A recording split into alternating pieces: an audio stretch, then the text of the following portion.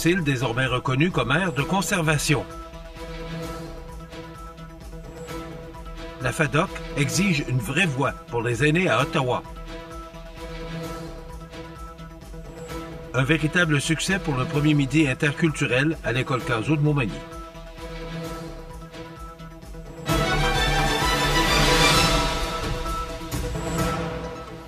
Mercredi 2 avril 2025. Bonjour mesdames et messieurs, bienvenue à votre bulletin régional sur le réseau de télévision CMA-TV.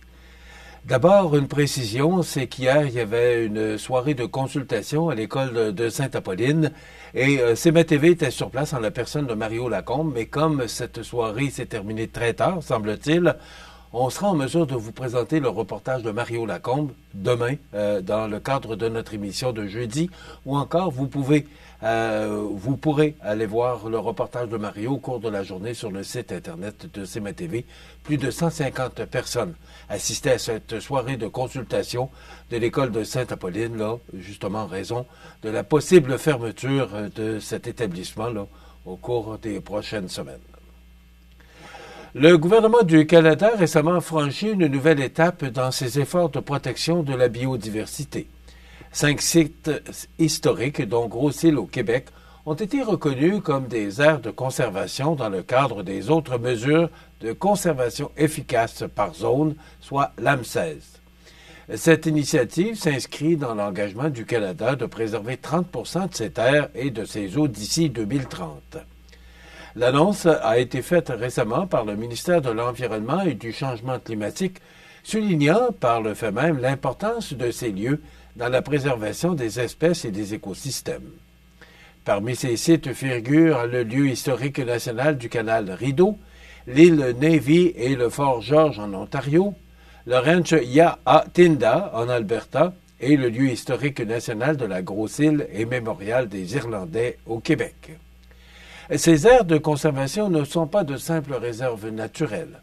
Elles sont des lieux où la protection de la biodiversité coexiste avec des activités culturelles et récréatives. Elles permettent de maintenir l'équilibre écologique tout en valorisant le patrimoine et l'histoire du pays. Gros-Île, par exemple, est un site chargé d'histoire, ayant été une station de quarantaine pour les immigrants irlandais au 19e siècle. Et désormais, en plus de son rôle mémoriel, elle jouera un rôle clé dans la protection de la faune et de la flore. Grâce aux critères établis par l'Union internationale pour la conservation de la nature, Parc Canada peut désormais reconnaître officiellement ces sites pour leur contribution à la conservation. Cette reconnaissance s'ajoute aux initiatives de restauration des écosystèmes et de soutien aux projets autochtones menés par le gouvernement. Pour le ministère de l'Environnement, la protection de ces espaces naturels est essentielle pour assurer un avenir durable. Depuis 2015, le gouvernement s'est engagé à protéger les espaces naturels que les Canadiens et Canadiennes chérissent. Ensemble, nous bâtissons un avenir plus résilient et plus durable qui préserve et maintient l'accessibilité de la beauté naturelle du Canada pour les générations à venir, a conclu le ministre de l'Environnement. Dans le cadre des élections fédérales du 28 avril prochain, le réseau FADOC, la plus grande organisation de personnes aînées au pays, hausse le ton et réclame des engagements clairs de la part des partis politiques. À l'avant-plan de ces revendications, la nomination d'un ou d'une ministre des Aînés avec un portefeuille officiel et un budget dédié. Une mesure jugée essentielle par la présidente de la FADOC, Gisèle Tassé-Goodman, afin d'assurer que les décisions gouvernementales tiennent compte des réalités vécues par les aînés. Les enjeux touchent à tout tels que finances, santé, transport, famille. Il faut une voix forte qui porte une lentille aînée au sein du gouvernement, insiste-t-elle. La FADOC souhaite également que le régime canadien de soins dentaires soit maintenu, mais surtout bonifié. Elle demande que la grille tarifaire soit revue pour offrir une couverture complète, notamment pour les personnes à faible revenu. Un autre point majeur est celui de la sécurité financière. L'organisme revendique une hausse de 10 % de la sécurité de la vieillesse pour les 65 à 74 ans, ainsi qu'une bonification d'au moins 50 $ par mois du supplément de revenu garanti. Une mesure jugée urgente, alors que de plus en plus d'aînés peinent à joindre les deux bouts. Il faut leur assurer un revenu décent pour vieillir dans la dignité, martèle Mme Tassé Goodman. Enfin, la FADOC plaide pour un meilleur soutien aux proches aidants. Elle propose d'étendre les prestations d'assurance-emploi à 52 semaines pour ceux et celles qui doivent quitter temporairement leur emploi, en plus de transformer le Crédit canadien pour aidants naturels en prestations remboursables et libres d'impôts. Un message clair est lancé aux chefs des partis, puisque les aînés veulent être entendus et surtout être respectés. Rappelons qu'avec plus de 600 000 membres, le réseau FADOC est le plus important organisme de personnes aînées au Canada. Sa mission est de faire partie de la vie des personnes de 50 ans et plus, en défendant leurs droits, en valorisant leur rapport à la société et en les accompagnant avec une offre de services et d'activités adaptée. Un véritable succès pour le premier midi interculturel à l'école Caso. On vous donne tous les détails dans un moment. Le restaurant Pizzeria Porto Bellissimo, un incontournable à Saint-Jean-Port-Joli. Pizza débordante de garniture, menu varié et abordable. Délicieux desserts avec des produits de grande qualité des gâteries de l'Ami. Porto Bellissimo et les gâteries de l'Ami, route de l'église à Saint-Jean-Port-Joli.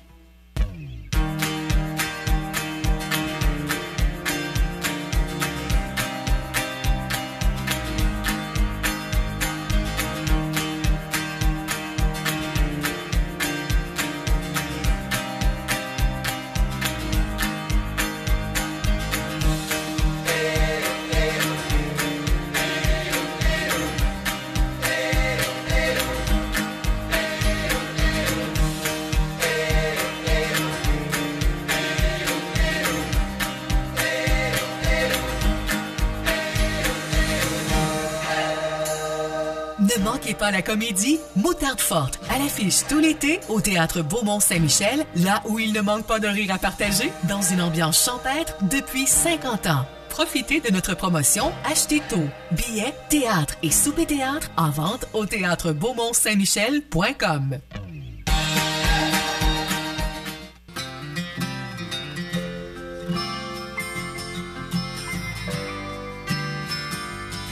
Pour tous les beaux événements de votre vie, location de tente DJR. 418-241-6977. Vous regardez C'est ma TV, le réseau de l'information sur la Côte-du-Sud. Le 26 mars dernier, les élèves de l'école secondaire Louis-Jacques Cazot ont vécu un midi tout à fait exceptionnel. Dans une ambiance colorée, festive et remplie de découvertes, la toute première édition du Midi interculturel a rassemblé des jeunes de diverses origines autour de leur patrimoine culturel, culinaire et artistique. C'est grâce à l'initiative de Bianca Lacroix, animatrice de développement personnel et d'accompagnement communautaire, et au travail du comité Inclusion et Diversité, que cet événement a vu le jour.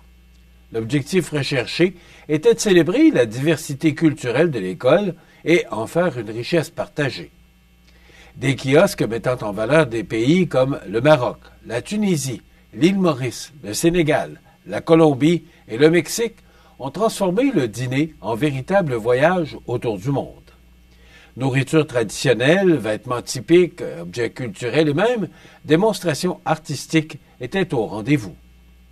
Le Québec n'a pas été en reste puisqu'une élève d'origine autochtone a partagé les traditions de la culture Wendat et une mini cabane à sucre a ravi les papilles avec sa fameuse tire d'érable.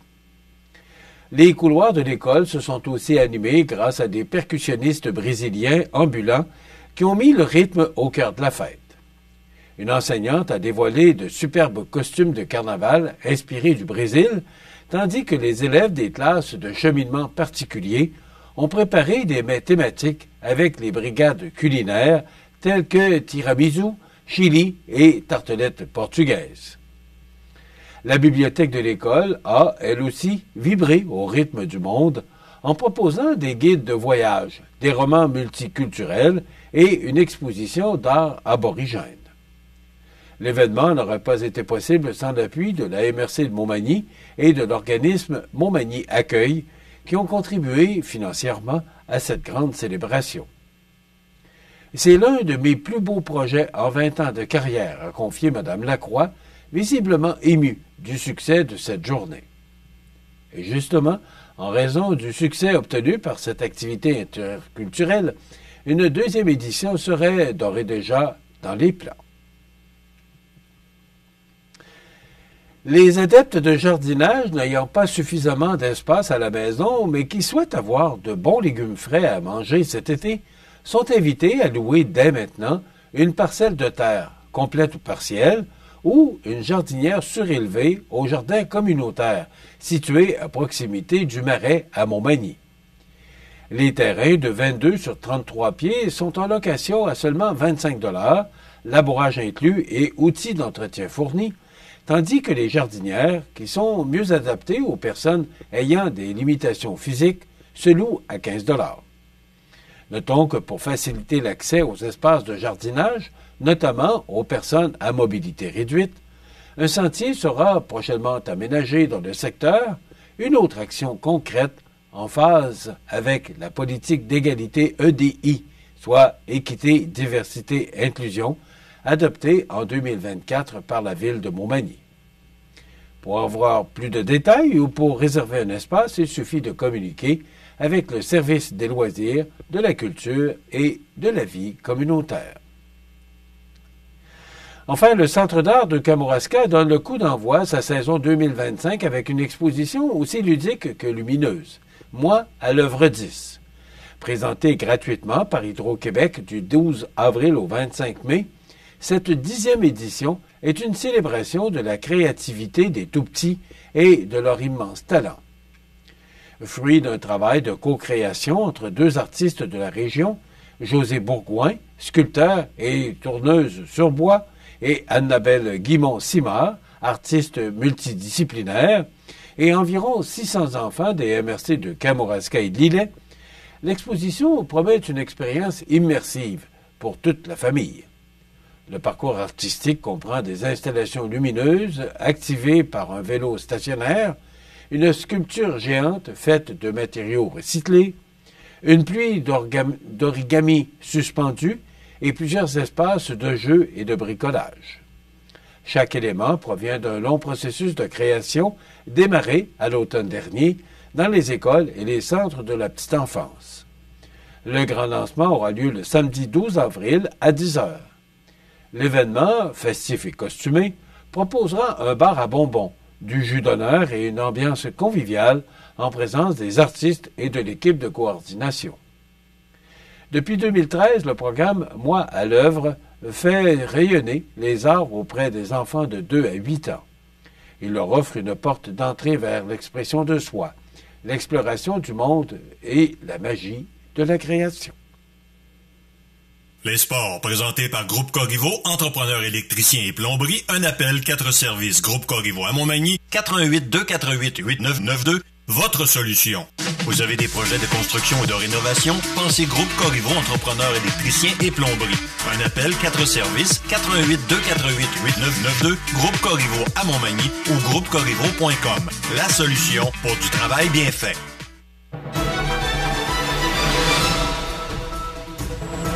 Au sport, le samedi 29 mars dernier se tenait un tournoi de pétanque au boulodrome de Montmagny.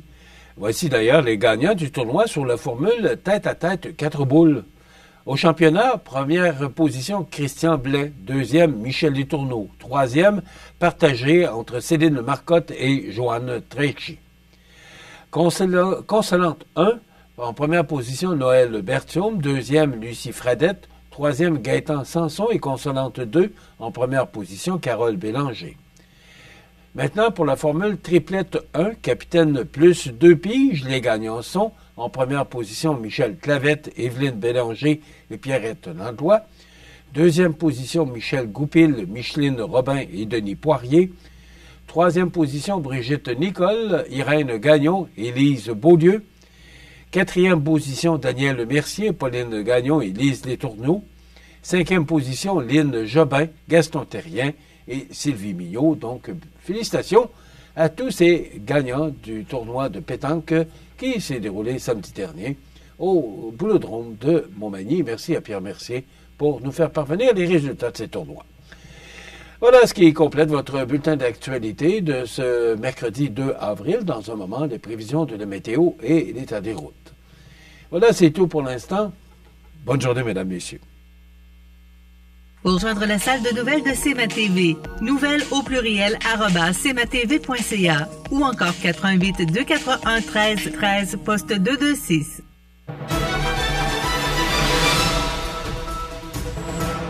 Alors hier, c'était beau, mais les températures qui demeurent sous les normales de saison, mais surtout, là, c'était extrêmement venteux là, sur l'heure du souper. Je suis allé marcher, puis je dirais que c'était froid. C'était froid. Ça ne ressemblait pas du tout à un 1er avril. Maintenant, si on regarde notre image de satellite, là, il y a un important système là, qui va nous atteindre et nous apporter de la neige, du verglas, un peu comme le système qu'on a connu dimanche, dans la nuit de dimanche à lundi. Là. Alors, et ça va demeurer froid et sous les normales de saison. Si on regarde l'image radar, pour l'instant, il n'y a pas de précipitation, mais ce système devrait nous atteindre là, au cours de la nuit prochaine. Donc, et regardez bien le soleil aujourd'hui parce que on risque de le perdre quand même pour un bon bout de temps si les prévisions de nos météorologues d'Environnement Canada se maintiennent. Donc aujourd'hui, c'est du soleil avec des vents jusqu'à 15 km/h, maximum de 0. Avec le vent ce matin, là, ça peut ressembler à moins 14. Peut-être que c'est exagéré un peu, mais je vous dirais que c'est pas tellement chaud ce matin. Ce soir et la nuit prochaine, partiellement nuageux, devenant nuageux vers minuit, suivi de neige. On parle encore, pour la nuit du 3 avril, donc de 2 cm. Des vents devenant du sud-ouest à 20 km/h après minuit, minimum de moins 4. Avec le vent, ça pourrait ressembler à moins 10. Demain, jeudi, neige qui se change en pluie verglaçante le matin, puis en pluie en après-midi. On parle d'une accumulation possible de 5 cm. Des vents jusqu'à 15 km/h avec un maximum de plus 2. Pour vendredi, du temps nuageux avec un maximum de plus 5. Et pour la fin de semaine, pour l'instant, ça s'annonce nuageux pour samedi avec plus 3. Et pour dimanche, on parle de pluie avec un maximum de 6 degrés. Les normales de saison, ce temps-ci de l'année, sont de 4 le jour, moins 5 la nuit. Le soleil s'est levé à 6h20 ce matin et se couchera à 19h13, heure avancée de l'Est. Il fait actuellement moins 7 degrés à l'extérieur des studios de CMA-TV. Les vents soufflent de direction ouest à 12 km/h. L'humidité est à 52 % et la pression barométrique est à 103,4 kPa. Donc, c'est de la neige, du verglas, de la pluie et du temps nuageux avec des précipitations sous forme de neige ou de pluie là, d'ici à dimanche prochain. Maintenant, pour le contenu de cette émission du mercredi. Hier, je vous ai annoncé qu'on avait un candidat là, qui voulait annoncer sa candidature, mais c'est reporté à lundi prochain parce que, justement, tous les 2 mercredis, on reçoit Éric Gourde, qui est chef de contenu du journal La Voix du Sud de Bellechasse. Donc, il va nous parler de ce qui se passe. Ça brasse dans Bellechasse. Alors, Éric va nous raconter ça. Mais d'abord, on aura la chronique culturelle avec Mireille Soucy. Et, bien sûr, on parlera d'activités. Alors voilà, c'est le menu qu'on vous propose de cette émission du mercredi 2 avril. Je vous souhaite donc une excellente émission à notre antenne.